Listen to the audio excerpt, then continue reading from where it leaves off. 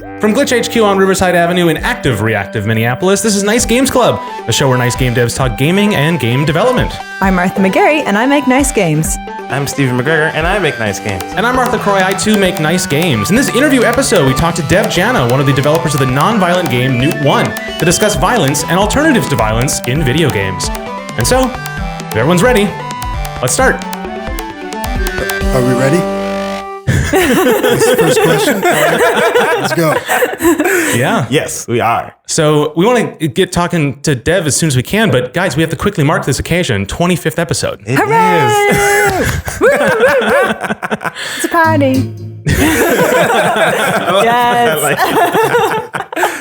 Yes. Quick survey of the hosts here. Did we think we'd get this far? Yeah. Definitely. Yeah. Yes. We got this. Confident, yes, that's Stephen McGregor. I felt pretty good. We were talking when we started, like, were we going to do weekly or bi-weekly, or how well could we do it? And I feel like we hit the ground running, and it's been a pretty smoothish ride, I'd like to say. I think we've done a good job. Yeah. All right. So yay us. Of course, people should tell us using the feedback form. They should, in fact. So why don't we do that pitch now? Yes, nicegames.club/feedback. Yeah. Tell us how we're doing, because we kind of don't know. We just ask each other, and a little bit of bias in the clubhouse. Yeah, most of the time we just say, yeah, you're doing good, guys. We would like some feedback. And if all it is yeah, you're doing good, guys, that's quantitative data. Yes, it is. We could use a little bit of that. So send it our way. Nicegames.club/feedback. Yes. All right, let's get into it. Let's talk to Dev. Hello. How you doing, man? I'm cold. 40 degrees out somehow a week before May, but I'm doing all right otherwise. Yeah. So tell us a little bit about why you're here. Well, I am making a nice game. That's probably the number one reason that I am here.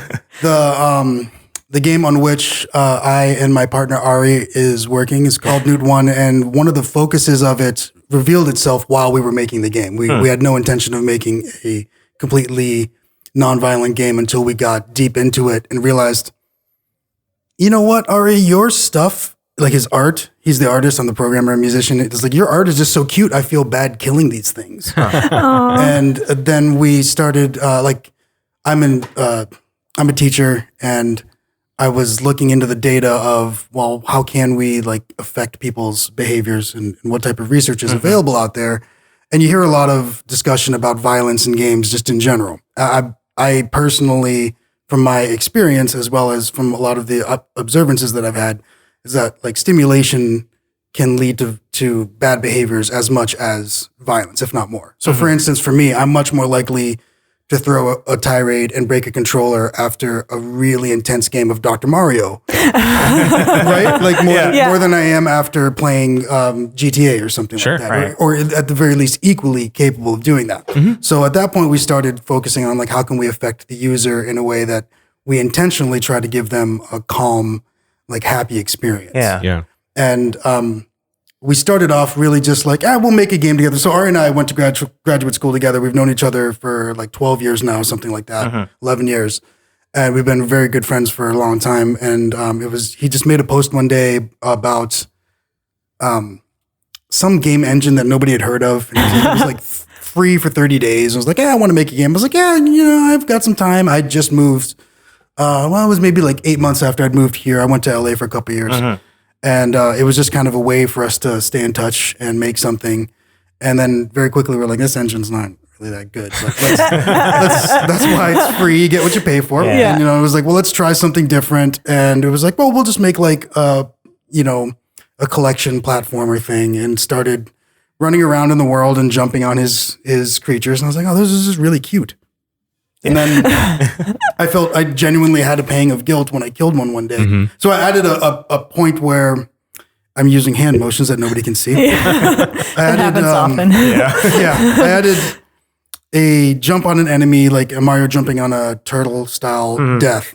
And before, the enemies would just pop and disappear. And I added a ghost that would float up towards the heavens, and while it was spinning, it would dissipate. And the first time I did it, I was like, this is going to be great. And as soon as I did it, I called him. It was 1 a.m. I was like, dude, we cannot do this. I feel so guilty. And then I started looking at all the data of well, is it possible to affect people's their subjective well-being, which is kind of the opposite of when you go to the doctor and they say, how bad does it hurt? 1 to 10. And they show you those pictures of like the smiley face to the like screaming face.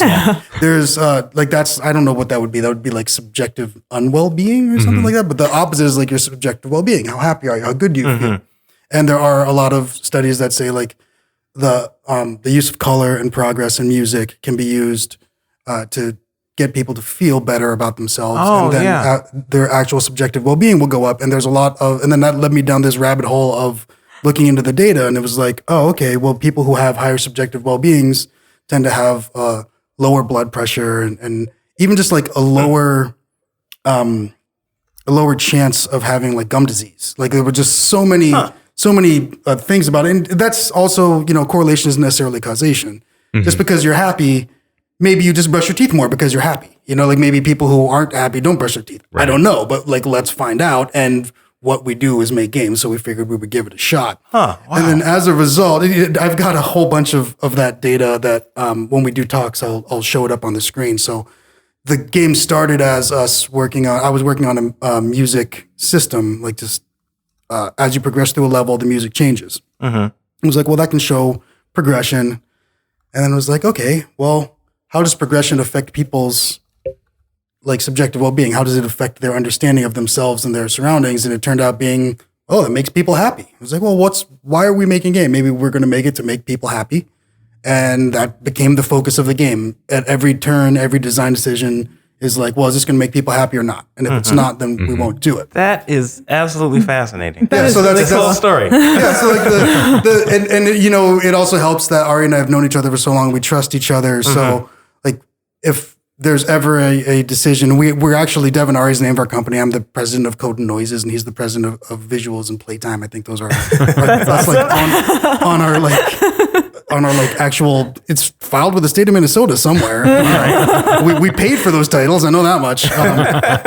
But it helps that like I trust him and he trusts me to be like, this is not going to make people happy, or this is. And then once we got it in front of people, specifically at TEDx last year, seeing people play it was a big change in terms of like, everybody who you'll either lock into it or you won't. Because if what you're looking for is Call of Duty, then you're not going to dig, right?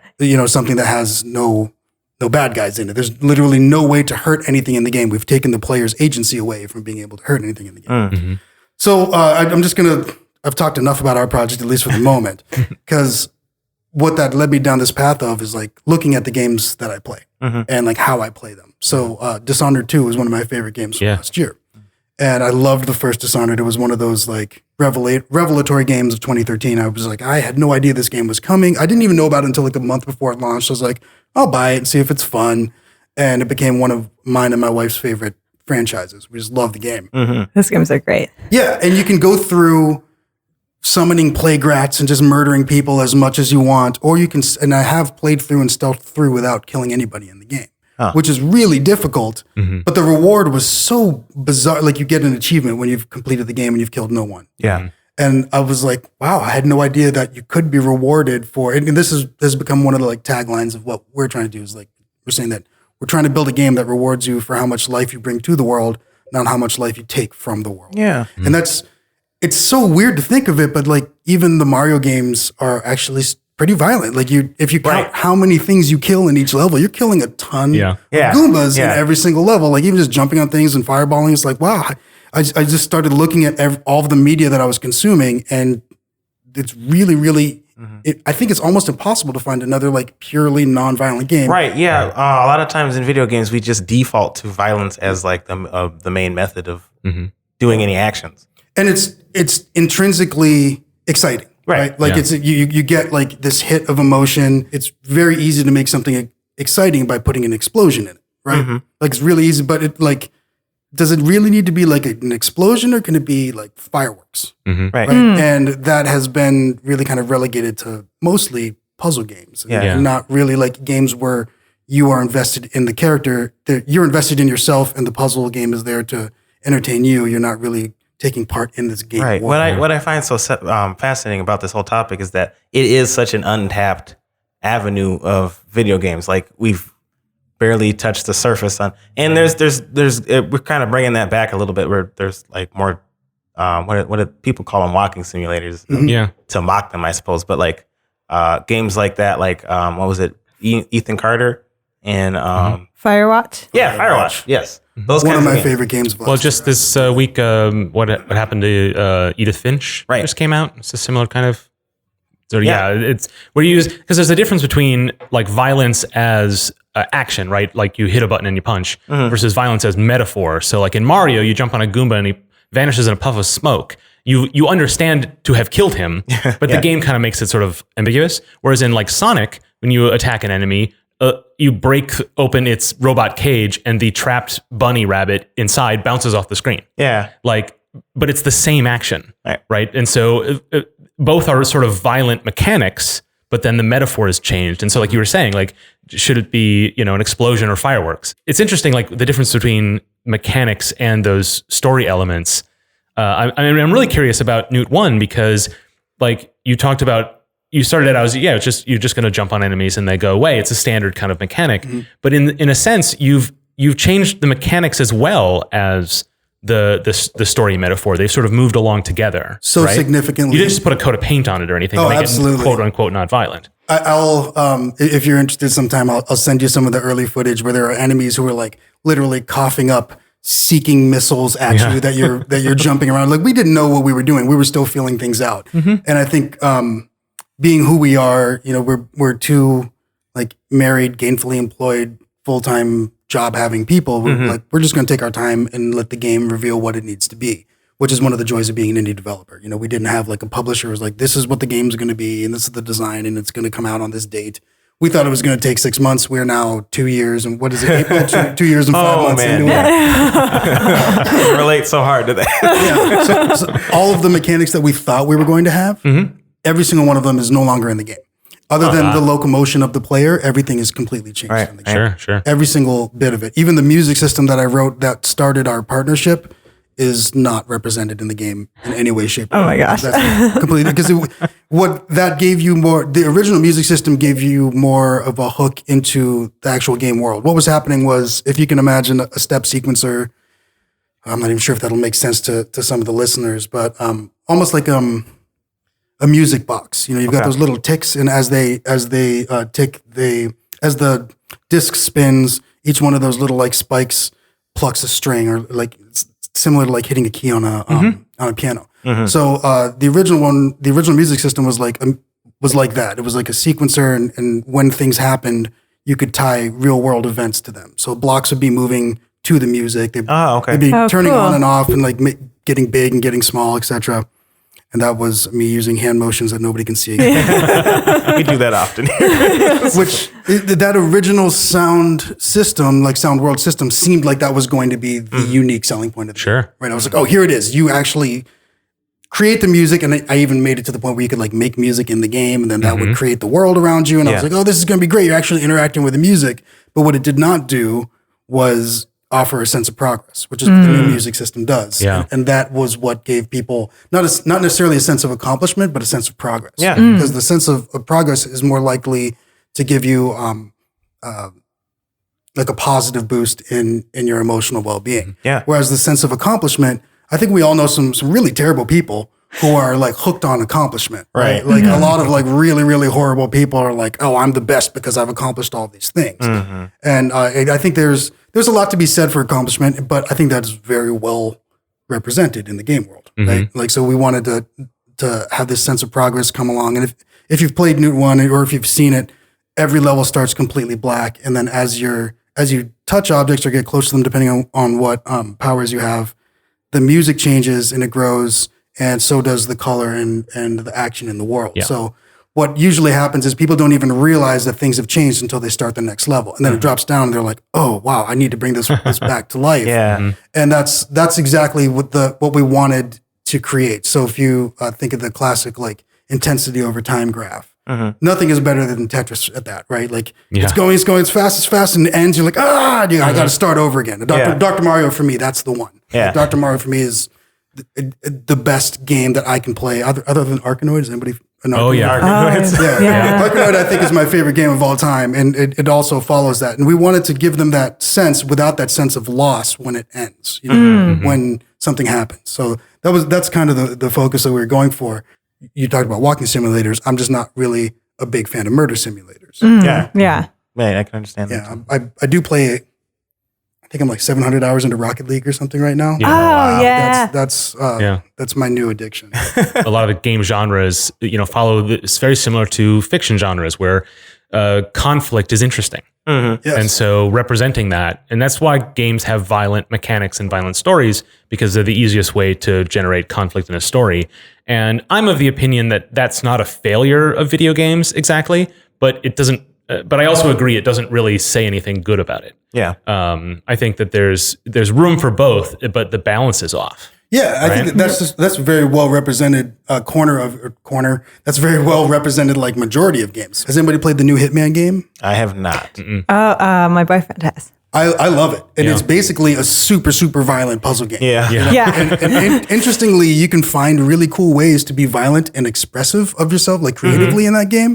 Like really, really interesting ways. And what I didn't realize when I got it was like, I'm going to replay this one level like 12 times. And sometimes I'll replay it and I'll spend like 4 hours in a corner. Like, okay, as soon as I have an opportunity, I'm going to run out and I'm going to use the exploding golf ball on this guy. And when his ball explodes, it's going to throw his body over here. That's going to explode this other trap and that's going to kill somebody. And I'm like, wow, this is a really morbid, train of thought on which I'm going. Right, But I've managed to like express myself creatively in that game world. So, Yeah. I loved that. We just 2 nights ago finished the new Tomb Raider, which I hadn't played one since the 2013 Tomb Raider. So I'd forgotten how violent those games are. Yeah. There were even so many points where I was like, I want to get to that tower because that's always what you do. There's the tower. I need to get to the tower. And there's all these bald guys with machine guns in the way. And there was no way to stealth around them I actually had to murder dozens of people just to move forward. And after playing something like Thief or Dishonored, as I was saying earlier, I was like, oh, this seems really interesting. But there's like violence is everywhere too. It's not just games, too. Right. It's all in the movies and TV and music even. Yeah, it's all over music too, in really direct ways. And violence in games has always gotten a rap of like it's directly responsible for people's actions, right? Like we've been hearing that since I'm old enough to have like been a teenager when Doom came out. Yeah. Right. So like. And I was actually a high school teacher when Columbine happened, and it was one of the worst. I was so far removed from when I was in Pennsylvania, and it was still like one of the worst things that I had actually personally gone through. Just considering that actually happening at my school, because I don't know if you remember the footage, but it looked so much like any school. It could have been any school. And at the time, there was so much. Games was in its infancy. At least 3D games were, and so the concept of like a simulator, like actually simulating an action, kept coming up and like, oh, these guys played Doom. I was like, well, yeah, but so did like literally millions of other people. Yeah. And the thing that I kept going back to was like music, right? We all agree that music can make you feel better. Right. When you're feeling bad, you put on your favorite song, it's going to give you a kick. But I don't see that type of attention being given to games. And I think that's an underrepresented area. Yeah. Not focus on the bad stuff so much. And there's so much good stuff to focus on. Yeah. Well, actually, did anybody play Hateful? Hateful Boyfriend? Yeah. Yeah, Like, the pigeon dating game. Yeah. Pigeon dating sim. Non-violent game, Like I remember playing that and being like, whoa, what is this? Okay, well, people are trying stuff. You know what? That's a good point. A lot of visual novels, some of them are quite violent, I think. Yeah. But I mean, I don't play a lot of them, but visual novels in general are fairly non-violent, which is rare, I suppose. And maybe they're not super popular with, I guess, mainstream video gamers, but that's an avenue of non-violence. It tends to be a genre thing. You were talking about puzzles earlier too. Yeah, I mean, I guess like Bomberman's kind of a violent. That's pretty violent. That's true. Throwing bombs at people. Yeah. Doesn't get much more violent than that, but I guess it does, as we've seen. But that's interesting. Maybe it's a genre specific sort of thing. There's no reason for it to be like. It doesn't have to be. Yeah. Well, like you can have a non-violent shooter, even like Splatoon is. Yeah, It's true. Yep. All you're doing is painting people. Yeah. and how much fun is Splatoon too? Oh, it's when such you a good get game. people together, that game's great. Or was the Nintendo 64 like the Pokemon Snap was basically a non-violent shooter. So like it's not really necessarily a new thing. I think that when you said like mainstream gamers, like when people who aren't involved in games as a medium think of gamers, they usually think of like the Call of Duty fans who are hyper violent and are looking for that next hit, at least with how they interact with their medium. And that's not part of like nonviolence or even like happiness, which is really awkward because that's what video games started as for me. I think I'm so happy Nintendo is having a resurgence right now. First of all, I cannot wait for a new Metroid. That's what I'm like holding my breath on. Every time they ask Reggie, he's like, well, we understand, it's the most corporate answer. We understand that people want to see it. And it's a very valuable franchise. We're not ready to make it but I'm really excited that a company that doesn't just follow industry trends, but also like has a history of having colorful and happiness come back to games is moving back to the forefront. It's got to be really difficult to compete with Sony and Microsoft in any way, shape, or form in any realm. You can put billions of dollars behind any of that stuff. Yeah. I think that sort of Nintendo magic is really about the mechanics and the polish they put towards that, because Metroid is an inherently violent story. Super. Right. But those games are designed like puzzle games, right? Like the sort of at least the original Metroids were, and Mario, like we said, is when you really think of it, it's kind of horrific, right? Yeah. But it is designed the way it interacts with the player is by this sort of level of joy and space and charm, and that's so it's kind of it's all come together. It's not really just a matter of does this game have guns or not. Right. It's something other than that. Like when you're describing like the goal you have when you design a mechanic in Newt One is not, is this violence or not? Does this make the player happy? On that sort of spectrum you're defining. So, you can have moves that involve tension and action and without having to be that sort of traditional, I guess you would say violence, right? It would sort of like get into that zone, right? Right. And there's like, just on the topic of old Nintendo games, I'm not sure anything is more joyful or has been more joyful in games than just simply running around in Mario 64. Oh my goodness. Just like climbing a tree and doing a handstand and flipping off. They nailed that so perfectly that people who aren't interested in playing the game can still have fun going around. Not necessarily playing the game to win it, but just using the game as a toy, as a way to like express themselves and have some fun and enjoy the game world. That's really difficult to find these days. I think MMOs have kind of taken up a lot of that space where you don't have to play the game. You just kind of go in to exist with your friends. But that requires, it doesn't offer, but that requires a much deeper commitment in order to move forward with that.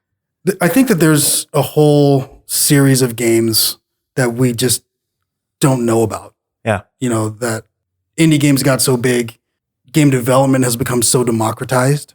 That I think there's probably a whole bunch of like kids somewhere who are making them, or a bunch of really old people somewhere that are making them, and we just don't know about them. And but I know the game that my 9-year-old nephew would make would be super violent. I guarantee that. Like I guarantee, like even when he was like for the first time playing my game was like, make a great bad guy, like a giant note that was trying to eat you. I was like, yeah, but there are no bad guys in my game. And he goes, oh. And I saw this like click of like, oh, you can have a world where there are no bad guys. Like he had never even like considered that before. Yeah. He like stopped and like looked at the sky for a minute. And I was like, well, I'm changing his world. like, right now it's happening. But like the concept of having like tension the tension in our game comes from like not knowing what caused things to not have color. Or like, can I make this jump? We've been talking about Newt One quite a bit, but haven't really described what it is. Oh, geez. Yeah. Good point. That's solid. So it's a completely nonviolent 3D platformer that's based on music. So you play as a character named Newt who wakes up one day. It's her birthday or his birthday. I call Newt him, and Ari calls Newt her. So just another way that's like it's a partnership with us. And I think that's intentional in a way that the user can project onto the avatar, whatever they feel. Yeah. And on the 10th birthday, the world has gone dark, and it's a musical world. So as you touch objects, they come to life with light, and they start animating, and the music changes in the world. There's 4 realms, 6 levels per realm. Once you've woken up an entire realm, you usually get a new power or a new outfit or something like that. And then once you've completed the whole world, the end of the story happens, which we actually just finished 2 2 weeks ago. We're still working on the visuals to get it in there, and we just updated. We had one of those jam sessions. We're late in beta right now, so we're in beta 1.5, which means we should be at beta 0.9, but we just kept adding things. What happened was we just kept looking at it. It was like, I think this could be better. This could be better. And we took our time, and now it's like, okay. We've been grinding away for the last 6 months because we knew what the game was. It was like, let's get all the content in there. Let's get it playable. Yeah. So I've actually played the whole game at this point. But I think Ari has too, but I'm probably the only one who's played through the whole thing. And we actually had one of those jam sessions where like he came up with an idea and just messaged me on Monday night. And I was like, I don't know if I can make that happen. Let me hop on Skype. And we hopped on and completely unscripted, because pretty much for the last 8 months it's been, we know what we're doing. You do your thing, I do mine. I'm a former project manager, so I've got I built a little online tool called Overlord that tells us what our tasks are. That's awesome. And, instead of that, it was like, let's have a jam session. Let's make something happen and be creative. And it was like, that's right. I love this thing. It's not just this box. It's like this piece of clay that I've been trying to mold. It's like it's actually becoming a statue. But the game's purpose is also to be playable by pretty much anybody. But when people ask what is our target market, like what our target audience is, it's hard to say, because gamers who like those types of games, which isn't the public concept of gamers we were talking about, tend to really latch onto it. But also, we really want kids to be able to play it. And one of the main things that we're trying to do is not punish you for quote unquote failing. I did air quotes and actually said quote unquote. So we got that actually from TEDx also. And Minibar was originally we had 5 lives, and then once you died, you died. And what we found was people, specifically people who aren't gamers, or the people that we want to reach. That's also part of what we want to do, is like show people, hey, games can be like this. They'd be like, oh man, I love that game. They'd put the controller down and want to talk about it rather than play it. We're like, no, I don't want to tell you. I can't tell you what the Matrix is. You have to experience it. And so we just took deaths out of it. So lives are just gone. And there's just no way to die. There's no way to hurt anything. And then we were like, well, let's just go all the way and just go full on happy popcorn, cotton candy, fireworks, and just nothing else in the game. And it kind of took a life of its own at that point. It's wonderful watching people play and playing the game in general is just because I really do feel a sense of joy and happiness while playing. It's eye-opening, I guess. Thank you. And Newt is so cute. I agree. I love all the different outfits and stuff. That's another thing where we've got different outfits. There's like a nighttime outfit, and the cold one where she's wearing the warm hat. Yeah. I didn't know Ari was going to do that. He just sent it one day. I was like, can you put this in the game? I was like, I have to. I can't not put that in the game. It's too adorable. But there's like, every time we've exhibited it, which has been like, I think a dozen times now where we've made it publicly playable. Yeah. There's always a bunch of people, I get it, who play and they're like, it's not for me. And they put the control down, they walk away. And there's every single time there's been at least a couple people have been like, man, that's the best thing that's happened. This is the best I've felt in a couple of weeks. Or like, that made me really happy. And we're like, as long as that can continue to happen, that's literally the goal of the game. That's the design goal of the game. And I think the difficulty is going to be like finding an audience for it. Because no one's going to expect that when they open a game. And if it's not for you, then it's just literally not for you. And you can go play something that is for you, because there's plenty of options for that. The thing that I think you haven't described yet is how all of those pieces come together. One of the things that when I've demoed it, like you talk about that sort of progression of the music and progression of the coloring the space, but that also lends itself to the level design you guys have done. So it has kind of a Mario Galaxy feel where it's sort of open, but it's actually quite linear. You do need to go from A to B. And I think that is the sense of progression that helps, you don't see it as tick marks on a board necessarily. The fact that they all work together, I think, is one of the reasons why, like when you have this big idea of like, it's going to be nonviolent, it's going to be, you put a lot of restrictions upon yourself. And so you have to then, everything else needs to support that. Otherwise it'll collapse on itself of just being an idea and not a thing. And I think one of the things that you guys have done successfully is really executed on that with all those different interrelating parts. And that's a huge challenge. It was an enormous challenge that we didn't realize we were taking. When we started it, but I wish I could take some credit for the level design. I will take zero. Ari's levels are so imaginative that when we were at the stage that I would get new levels, I would get excited. He'd be like, "Oh, I uploaded a level." I'd be like, "Oh, cool! I can't wait. I'm going to run home. I'm going to download it. I'm going to play it. I can't wait to check it out." Because I don't think I've had an experience playing other levels like that, and a lot of it is from the owls. If you've played the game, there are these owls that you wake up, and they go and they form little platforms that you jump on. And originally they were enemies, and you hurt them, and it was like, well, how can we recycle that and make that something where they become helpful? And then it was a completely different feel. It was like, oh, well, now I can see where I'm going. But Ari also has a really strong sense of like space. He's a 3D artist during the day, and some of them are intentionally very linear, and some of them he uses reach reversal in ways that I get confused. And there's been times when I watched a friend's daughter play and got stuck on one spot, and I think it was 20 minutes in this one spot. And he was like, I've never seen her do anything for 20 minutes. Except like breathe, she doesn't do things for that long. And I was like, oh, that's good. And what we've kind of discovered is that like that sense of like progression is the sense of achievement can come from not necessarily giving you like a stinger, ba-bing sound or an on-screen like achievement or something like that. Sometimes it's better if it's just kind of intrinsic. Like I've been trying for long enough and I've done this. I think one of the things that maybe will address what you just brought up, which is the sense of progress, is that the music system.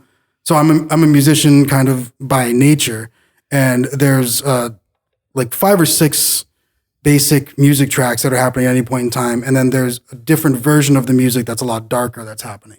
And they all interconnect based on how much progress you've gone through the level. And that happens, it's really a 0 to 100% for the level. And then wherever you are on that line determines the different volumes for each one of those tracks. And that's actually slightly randomized for each level. So even though you play the same level twice, and actually all of the plants and the trees and the objects that are in the world, their scale and their rotation is randomized at the beginning of each when the level starts. Okay. So even if you play the exact same level twice, it's going to feel just a tiny bit different. And it caused a lot of problems because it also makes you like get stuck in places that you didn't think, oh, I didn't know that tree could get that big. So now I'm stuck there. But those are the types of things that you work through. And then the convergence of the music system and the sound system, and then like the kind of awkward level design, because there's a lot of times where people are like, what am I supposed to do? And then as soon as they have the, oh, now I know I'm going to go there. Yeah. Like that gives that hit of like achievement without having to give them something explicitly in the game. Right. Oh, you did it. It's like, oh no, you did it. And you get to feel that. And as a musician, it's like that happens when you actually like have practiced enough and you're like inspired, or very often you're tired enough and like something happens, like, oh, cool, I did it. And like no one's around, you don't get anything, but there's this like self-actualization moment that I think is really, really helpful in terms of like, I've had that feeling as a programmer. You're like, oh, it finally compiles. Yes.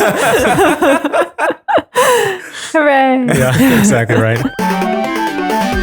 So like that element of having the player experience that kind of sense of emotion and expressing that mechanically, like that's just so easy to do through a violent mechanic. Yeah. And Stephen, I know you wanted to talk about how we each approach that topic in our work, right?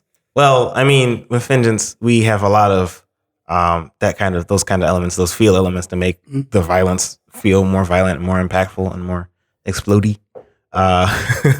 One of these days we have to have my partner, Crime Lane Davis, on the show to talk about that. But it's kind of weird because our game is cartoony. It looks cartoony and it feels cartoony, and like the characters, the whole story in the game is just cartoony feeling. And so it just kind of feels more like a Saturday morning cartoon than anything else. And that's kind of how we're going with. We're making those stretches feel really stretchy, and the explosions like really explodey feeling, So I guess that's kind of how we're doing it. But maybe in a very, very base level, I'm a little sad, very slightly sad that Vengeance isn't quite, or is as violent as it is. Well, if I may, I played a ton of Vengeance. I dig it every time I play it. I have fun. And from my experience, when you've got 4 people playing that game together, it's its own thing. Right. Like that moment that you have with the people with whom you're playing becomes what the game is about. Right. Not necessarily what my avatar is doing on the screen. Yeah. It's like about my interactions with my teammates. Right. And so I think that's because our game is specifically about like the user and like it's a single player game. That's also another thing that is just kind of ending is like single player games. Yeah. But yours is like this cooperative game where you've got this sense of like, oh, we're all in this together. Look what I just did. Yeah. Oh, you did that. I'm going to do this.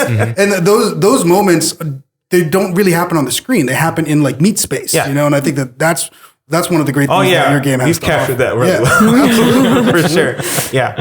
Yeah. And it's, I think it's really easy when you talk about violence in video games. And as an artist, when you talk about going down an avenue that's not as well explored, right? Yeah. Like that's a really exciting thing to do. But then it becomes very easy to be like, oh, well, damn everybody who didn't follow me down this new path. And I think, and what I like about Newt One is that it's not nonviolent for its own sake. It uses that and it makes it work for itself. Right.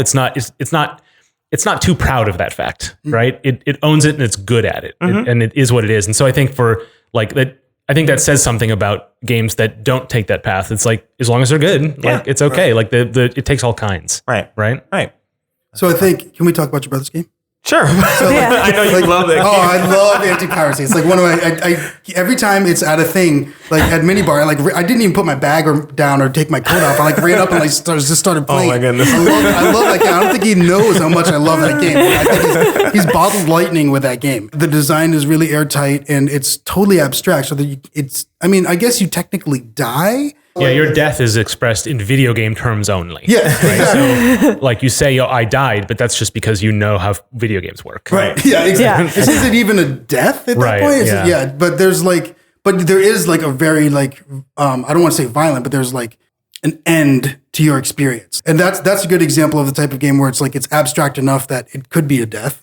Or it could just be the end of that round or whatever it is. I mean, do you die when you're playing like marbles and you lose? You know, like, it's that's true. It's kind of the same thing, right? You know, like, do I die when I lose at pool? Mm-hmm. Yeah. That's fascinating. All of our language about video games we talk about things in a violent way, even in things that aren't like oh, I died. Yeah. Even if it isn't a death. That is so interesting. I just realized Well, also, that when I dispose of an object in memory, I run object.kill. Like that's, you know, it's literally programmed in. Right. It's exactly. It's an expression of language. I feel it. These things can be abstracted and I'm not too worried about the poisonous effect of that kind of thing. But it is interesting to know where it comes from and why we use those terms. Yeah. Right? Yeah. You haven't talked about Metro Nexus. Oh, Steve's giving me the stare down.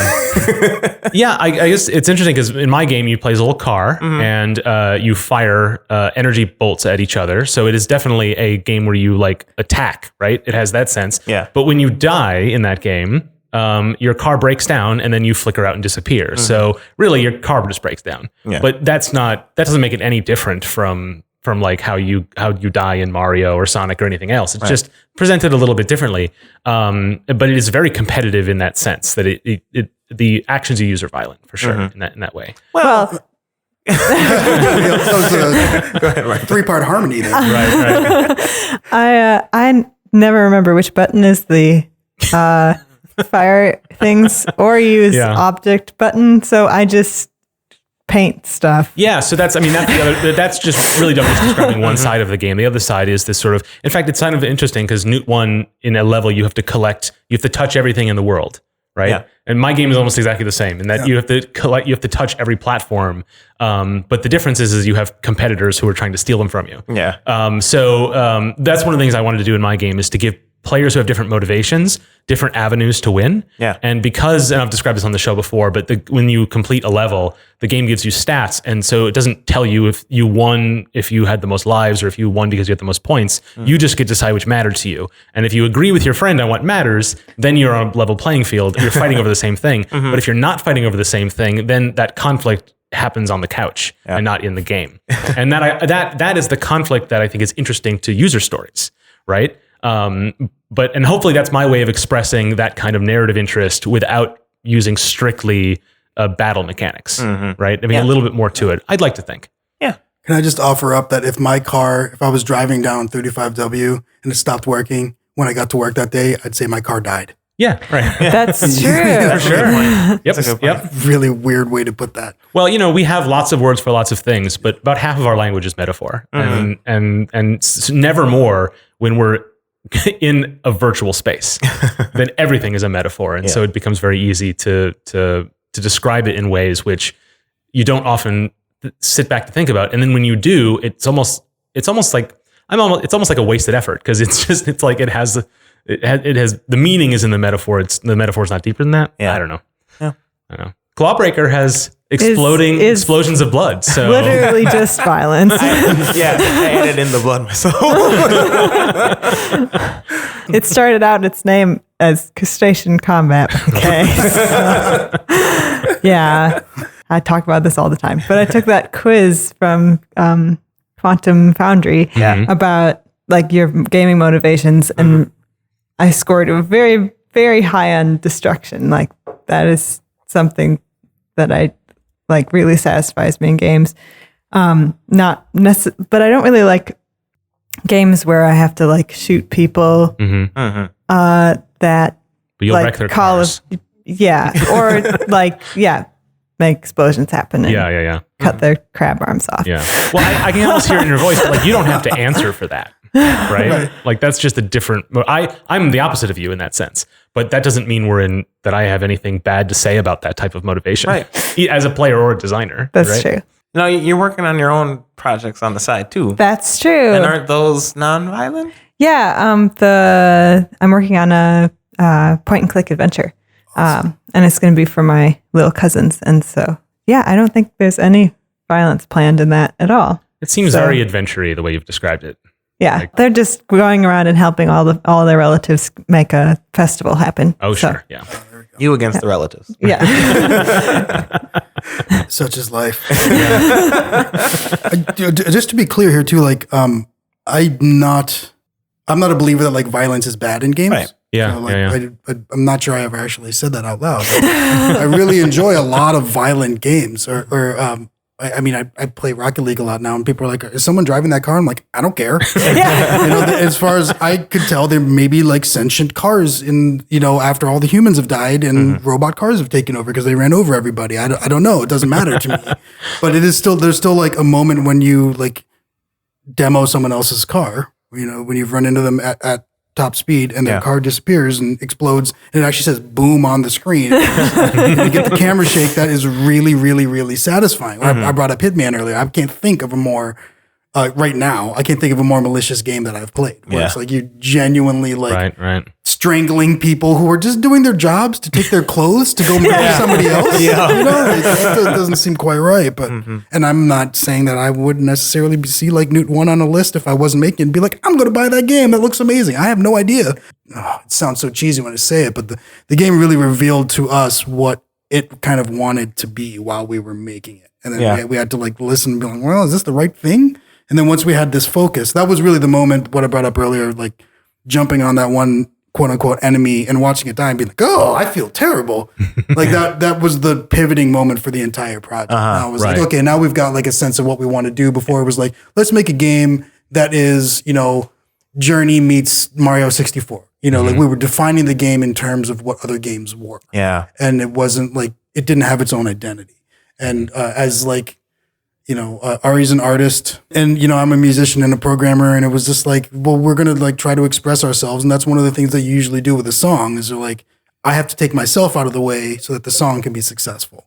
I think we were lucky enough to just have the project tell us early on, like, you're not that important. You're here to kind of serve me. Well, it's that iteration that, we've preached about on the show. Like you talk about like when you kill that enemy and it felt bad, it's not because you don't like killing enemies in video games. Right. Because you clearly do, right? It's because it wasn't right for that project. Right. Yeah. And I've seen the presentation show the iteration of this game. It's really quite incredible.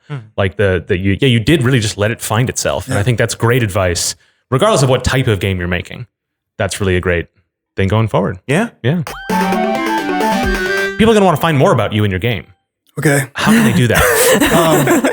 Devanari.com, DEVNARI.com, or Facebook. You can look up Devanari. We're pretty easy to find. We have a Twitter that is relatively anemic. I think it's DNA Newt One at DNA Newt One, but yeah, Facebook is a little bit easier to find us. The website will have everything. I'm doing a website update. We're going to be at GlitchCon, of course. Yeah. I think this will have gone out either just during or after. So you will have We tried. will have been So at yeah. GlitchCon. So I hope you were there for it. Yeah. But if you sign up for the beta or for our email list, you immediately get onto the beta. We have a Slack channel also.